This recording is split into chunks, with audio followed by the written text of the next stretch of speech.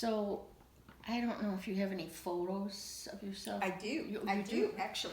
Not as many as I might have if we hadn't had. So, would you Fire. speak to them and if there's a story behind Yeah, the let's see. photo? So I've got, all right, so here's one. This was when I became the first league president, and it was Mrs. Martin Stabb.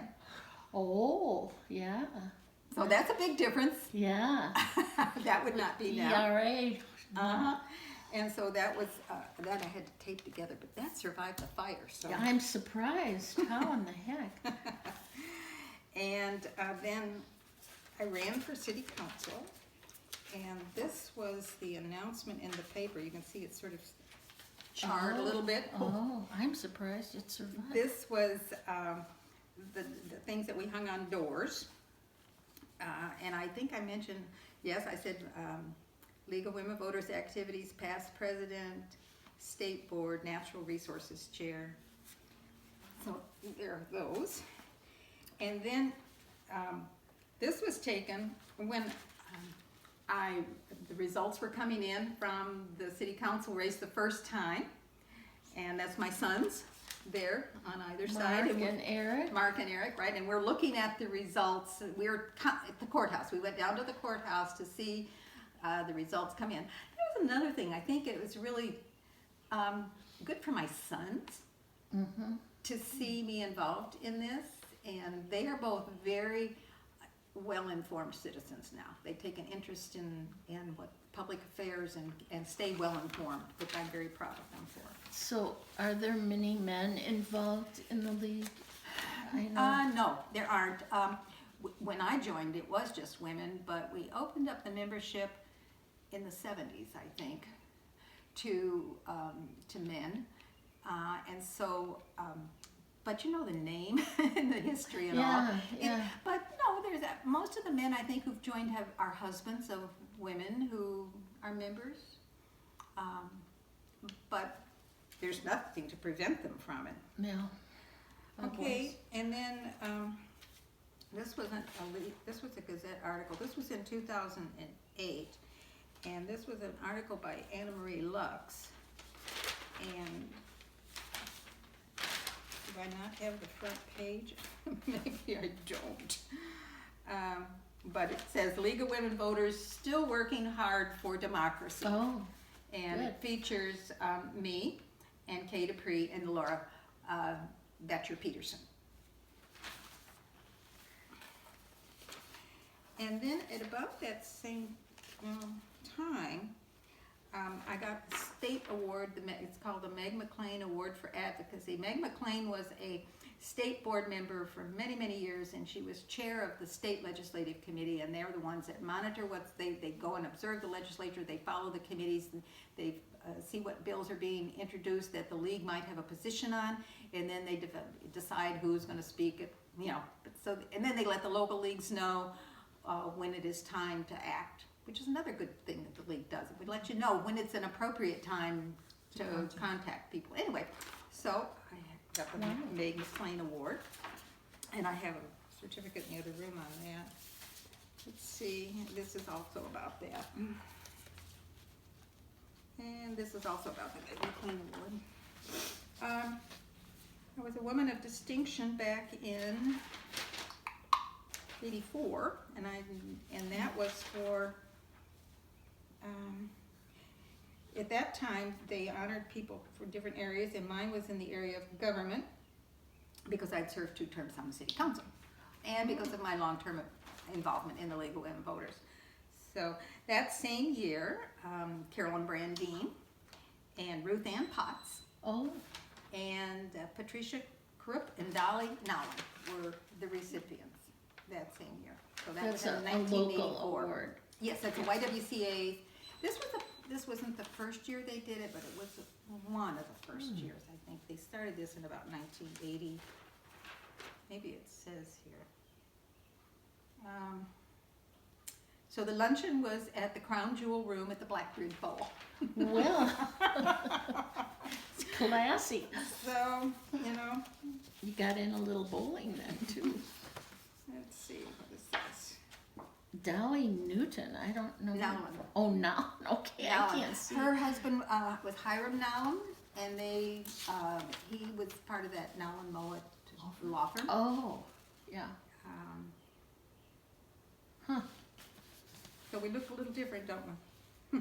Well, you have changed, but you're still looking good. All right, so this is a publication of the State League, the Forward, and so they were writing up in here about that was the year that I got the Megan McClain Award. So this was all after the fire, so I still have papers from this. She's a movie star in some of these pictures. All right, and so there's that. Then I found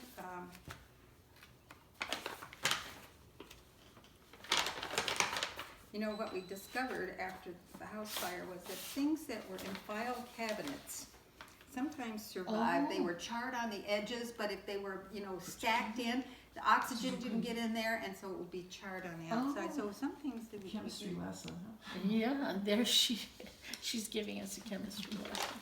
Okay.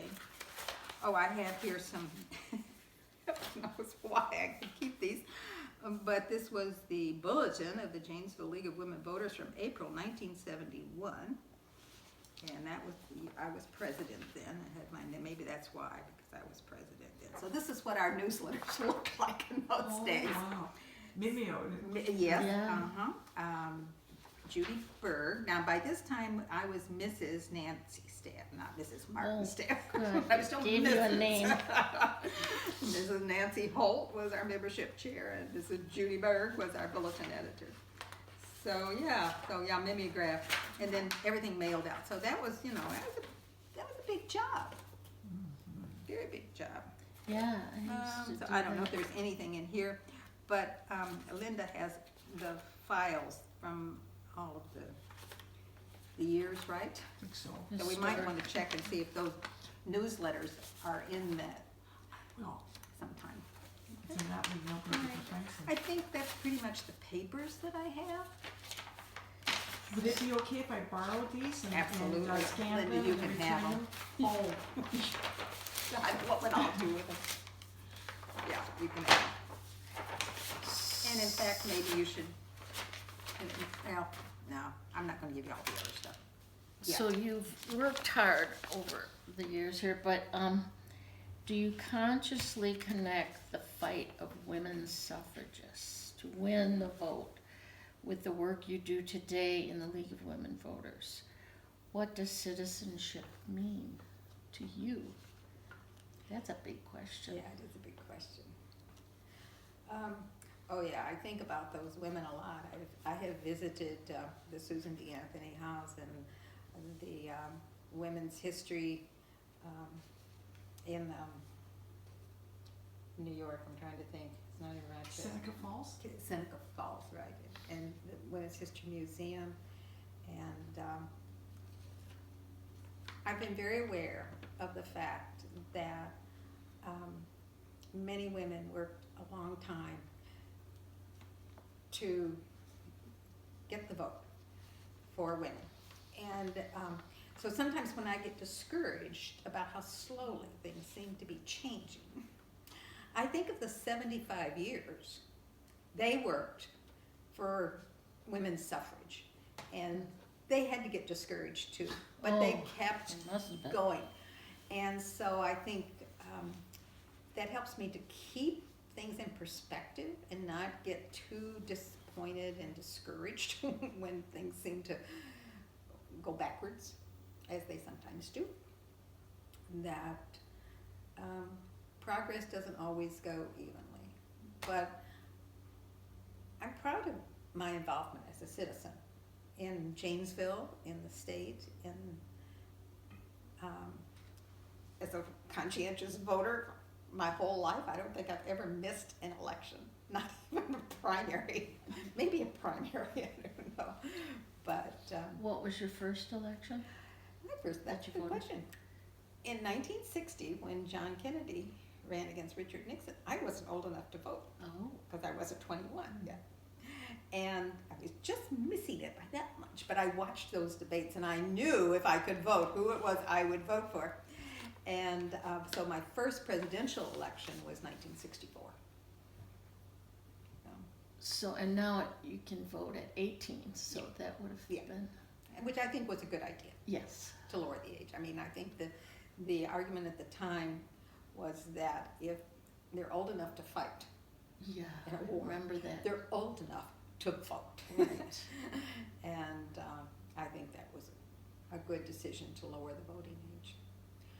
And that was interesting, the ERA amendment, they were saying that women shouldn't have to fight or be drafted. That was one of the criticisms Mhm. of the Equal Rights Amendment. And now your argument is that if you're old enough to fight, you should be old enough to vote. So, goodness. And you know, Yes. some countries have sort of a universal service requirement, and it doesn't mean you have to be in a war, you know, but maybe you spend a year doing some community service somewhere. And I think Israel requires that. So, And thinking, you know, Germany. maybe that would be a good idea. Maybe it would impress on people the importance of paying attention to what's going on. And I think a lot of people, they pay attention to the national issues and maybe some of the big state issues, the governor and that sort of thing, but they disregard a lot of local things. Well, our county board makes decisions about lots of money. They have a huge budget, and it affects our lives right here in Rock County, and yet a lot of those supervisors run unopposed. I guess I feel like, you know, if you're not part of the solution, you're part of the problem. And that doesn't mean everybody has to run for office, but they could find somebody to support and work for and, you know, get involved to that extent. And now it's mostly I have money to give to people. Yeah. Yeah, but you know, there's always a way to be involved and pay attention.